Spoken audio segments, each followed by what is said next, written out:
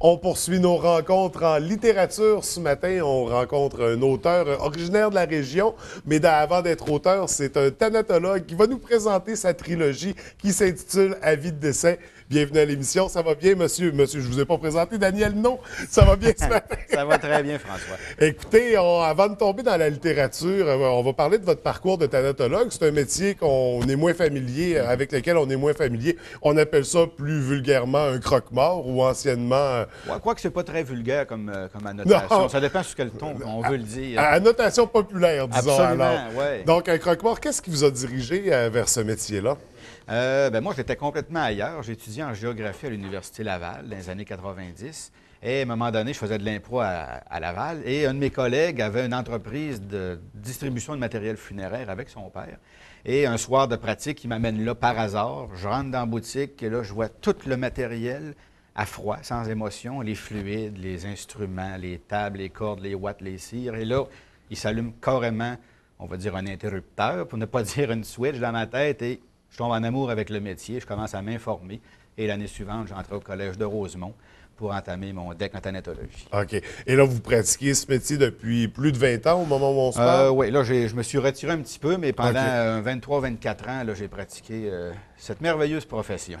Et en parallèle, il y a un intérêt à quelque part pour la littérature qui vous venait d'où? Ah, ben, depuis ma tendre enfance, moi, j'ai toujours adoré lire. Depuis que j'ai commencé à apprendre à lire, je lis toujours. J'ai 1 ou 2 livres, des fois 3 en chantier, en train de lire. Et le rêve d'écriture remonte au secondaire. Et puis, à un moment donné, ben là, j'ai eu la chance de rencontrer Brian Perrault parce que je m'impliquais à Bécomo dans une activité littéraire. Et je l'ai rencontré, puis là, il m'annonce qu'il venait de se partir une maison d'édition. Ça, on remonte à là, 4 ans. Et moi, je lui dis que j'aime écrire à un moment donné. Puis là, j'ai des petites choses. Fait que là, il dit, ben, si tu as des idées, tu me les soumettras. Puis à un moment donné, encore par le hasard, je soumets l'idée. Et c'était celle du tome 1, qui était un recueil d'anecdotes funéraires, un métier que je connais, des choses que j'ai vécues moi-même. Fait que là, il a embarqué tout de suite et c'est comme ça que l'aventure a commencé. Donc, on a pu fusionner un vieux rêve à une passion pour amener cette trilogie-là qu'on présente ce matin, qui s'intitule La vie de décès. Comme tu as mentionné, on parle d'anecdotes que tu as vécues pendant ta carrière, des anecdotes. Puis si on regarde la couverture, bon, on voit les symboles qui évoquent la mort, mais il y a quand même les petits bonhommes sourire au travers de tout ça.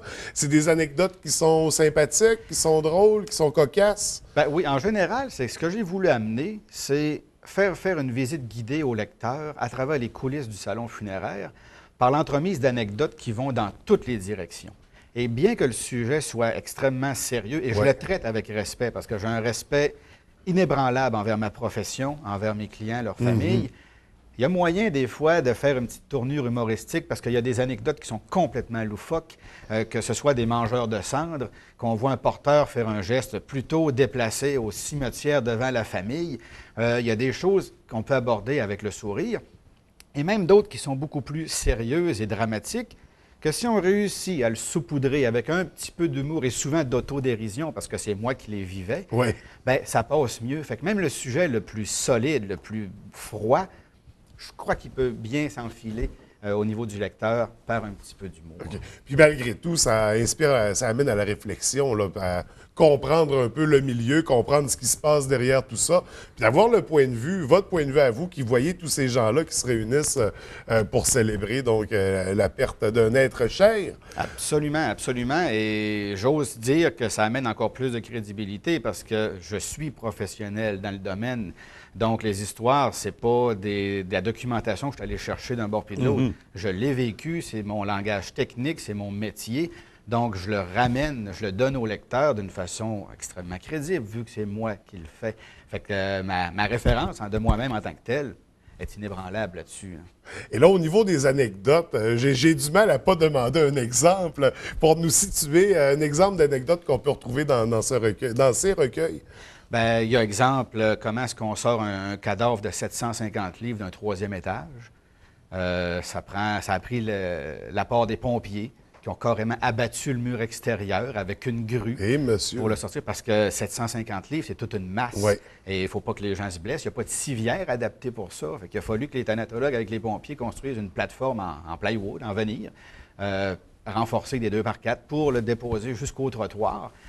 Comme j'ai dit tantôt, des mangeurs de cendres qui me sont arrivés devant moi directement et qui ont humecté leurs doigts de leurs proches, puis ont trempé ça dans les cendres pour y goûter.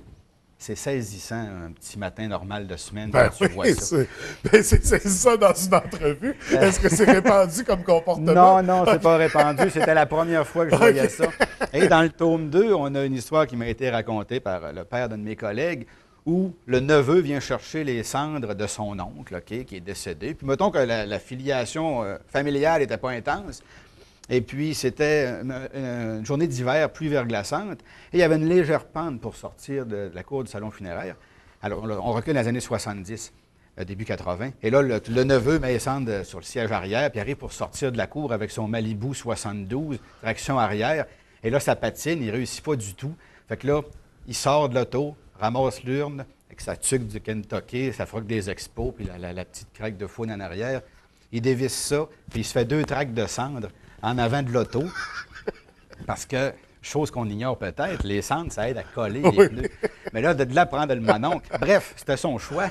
Et là, il se fait 2 tracts, puis il réussit à sortir de la cour, puis le père de mon ami entendait piquer là, les morceaux d'os puis de cendre après le garage quand ça spinait.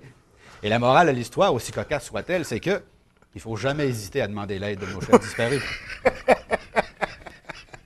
C'est incroyable comme anecdote. C'est rempli de ça. Il y en a des plus touchantes. Oui, évidemment. Bien sûr. Puis il y en a certainement aussi des plus punchés. Tu ne m'as pas vendu les meilleurs ce matin. Bon, j'ai effleuré, mais pas tout.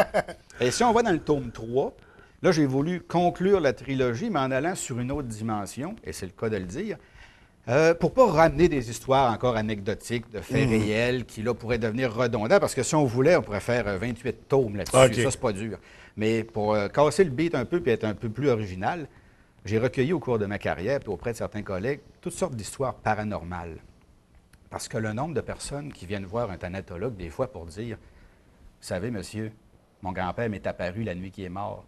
Je connais quelqu'un qui était possédé. » Toutes sortes d'histoires comme ça. Et moi, je ne prétends pas que c'est vrai ou pas. Mon livre n'est pas là pour prouver l'existence d'une vie après la mort.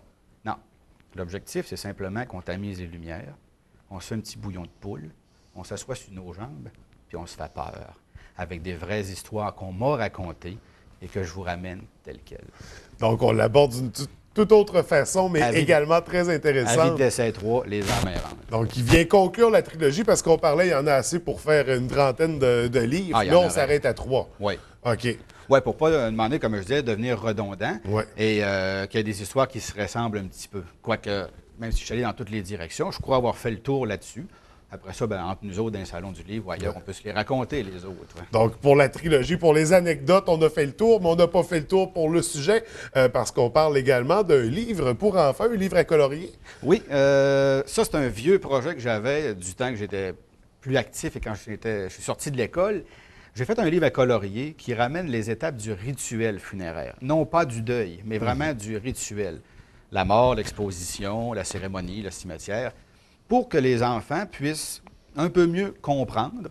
Et peut-être que ça peut servir d'outil pour des pédoéducateurs ou des intervenants, si jamais un enfant avait des difficultés avec le deuil, peut-être se servir de ça pour voir comment il s'oriente là-dedans. Mais la fonction n'est pas là, c'est vraiment d'offrir aux enfants, par l'entremise du parent, un petit outil explicatif où l'enfant peut s'exprimer. Parce que l'enfant n'a pas peur de la mort. Les enfants absorbent ce que nous leur transmettons de nos peurs ou de nos craintes.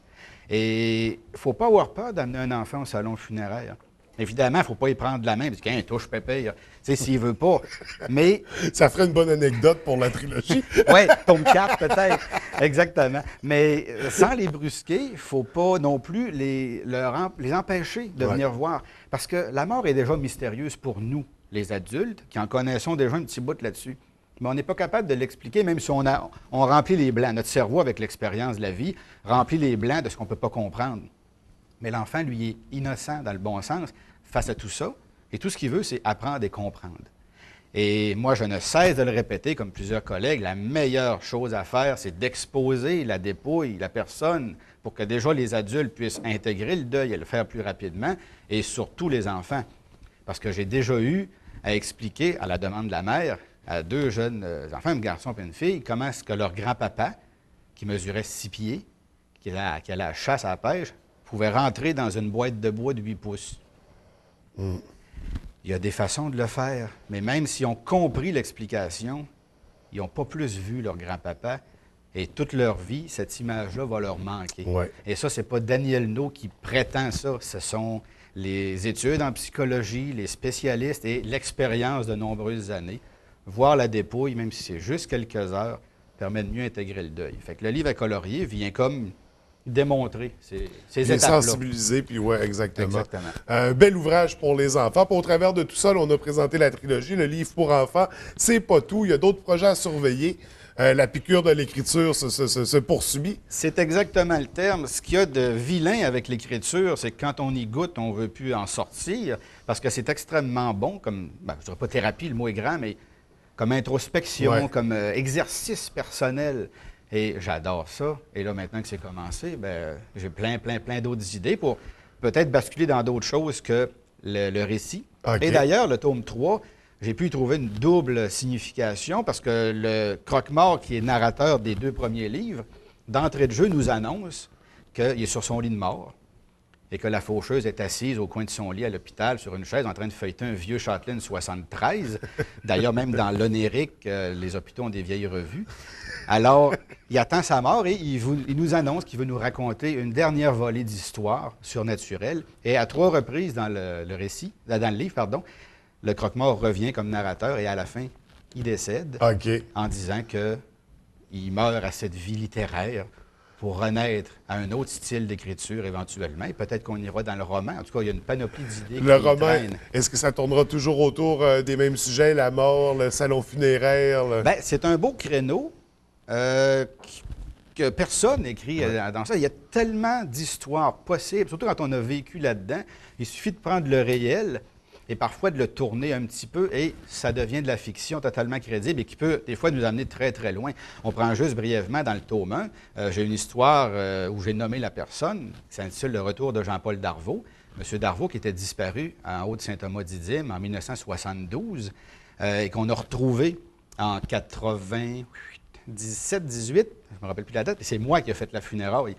C'est rare dans une vie de thanatologue où on peut retrouver une personne disparue après 26 ans et être là pour officier sa funéraille. Fait que, à ce niveau-là, c'est totalement réel de A à Z, mais ça n'en prend pas gros pour basculer dans la fiction. Ouais. Ça fait des fichus de bonnes histoires. Ouais.